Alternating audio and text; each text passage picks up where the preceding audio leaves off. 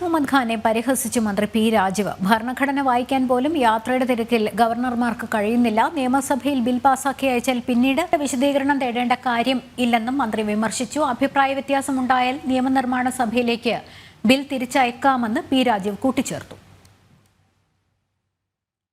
വിവരങ്ങളുമായി സോണൽ കൃഷ്ണ ചേരുന്നുണ്ട്. സോണൽ, ഈ മന്ത്രി പി രാജീവ് ഈ വിഷയത്തിൽ എത്തരത്തിലുള്ള അഭിപ്രായ പ്രകടനമാണ് നടത്തിയത്?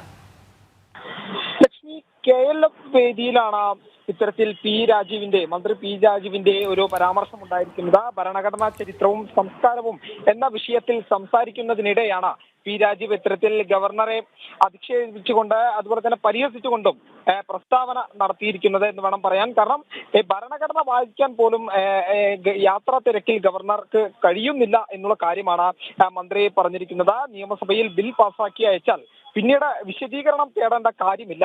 അഭിപ്രായ വ്യത്യാസമുണ്ടായാൽ നിയമനിർമ്മാണ സഭയിലേക്ക് തിരിച്ചയക്കാം എന്നുള്ള കാര്യം കൂടി അദ്ദേഹം കൂട്ടിച്ചേർത്തിട്ടുണ്ട്. ഇതാണ് ഭരണഘടന പറയുന്നത് എന്നുള്ളതാണ് മന്ത്രിയുടെ വാദം. കേരളത്തിൽ ഏകാധിപത്യ പ്രവണത ഇല്ല, എന്നാൽ മറ്റിടങ്ങളിൽ അതല്ല സ്ഥിതി എന്നുള്ള കാര്യം കൂടി മന്ത്രി കൂട്ടിച്ചേർത്തിട്ടുണ്ട്. കാരണം നമുക്കറിയാം, കേരളത്തിൽ ഗവർണർക്ക് നേരെ നടക്കുന്ന ആക്രമണങ്ങൾ നമുക്കറിയാം. മന്ത്രിമാരായാലും മുഖ്യമന്ത്രി ആയാലും നിരന്തരം ഗവർണർക്കെതിരെ പരാമർശങ്ങളും തെറ്റായിട്ടുള്ള ആക്ഷേപങ്ങളും ഉന്നയിച്ചുകൊണ്ട് നിൽക്കുന്ന ഒരു സാഹചര്യമാണ്. അത് തന്നെയാണ് ഇവിടെ കോഴിക്കോട് നടക്കുന്ന കേരള ലിറ്ററേച്ചർ ഫെസ്റ്റിലും മന്ത്രി പി രാജീവ് ആവർത്തിച്ചിരിക്കുന്നത്. അതായത് ഗവർണറെ ഏതൊക്കെ രീതിയിൽ പരിഹസിക്കാം അല്ലെങ്കിൽ ആക്രമിക്കാം എന്നുള്ളത് മാത്രമാണ് ഇടതുപക്ഷത്തിന്റെയും മന്ത്രിമാരുടെയും ഒരു അജണ്ട. അത് തന്നെയാണ് KLF വേദിയിലും ഇത്തരത്തിലൊരു പരാമർശം നടത്താൻ സാഹചര്യം ഉണ്ടാക്കിയിരിക്കുന്നത്.